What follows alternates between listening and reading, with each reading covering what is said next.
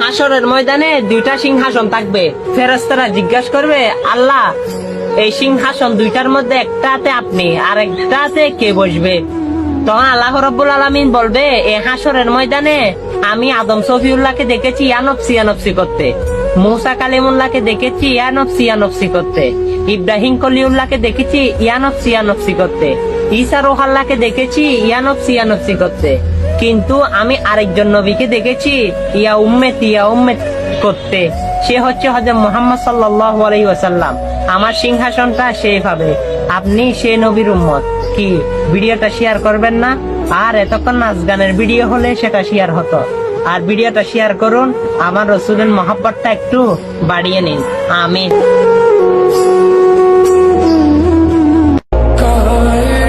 সর্বপ্রথম যদি আমাদের মোবাইলে কল আসে, আমরা বলি হ্যালো। আমরা মুসলমানের সন্তান, সালাম দিই না, আমরা কিন্তু হ্যালো বলি। হ্যালো অর্থ হচ্ছে কি জানো? হ্যালো অর্থ হচ্ছে জাহান্নাম, আর হ্যালো অর্থ হচ্ছে জাহান্নামী। অবশ্যই ইহুদিরা চক্রান্ত করে আমাদেরকে জাহান্নামে নেওয়া যাওয়ার চেষ্টা করতেছে। মক্কা শরীফের 70 জন ইমাম কিন্তু এটার জন্য কিন্তু সলিউশন দিয়েছে। আর অবশ্যই আপনি কল যদি সর্বপ্রথম আসে, প্রথমে আসসালামু আলাইকুম বলে শুরু করবেন। অবশ্যই আপনি সুন্নাত কালামি করবেন।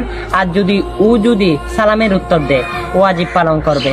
অথচ এই ভুলটা সকল মানুষ করে, আর সকল মানুষ জাহান্নামের অধিবাসী হচ্ছে। আপনি তাকে বাঁচানোর দায়িত্ব আপনার কাছে অবশ্যই আছে। ভিডিওটা তাদেরকে শেয়ার করে দিন।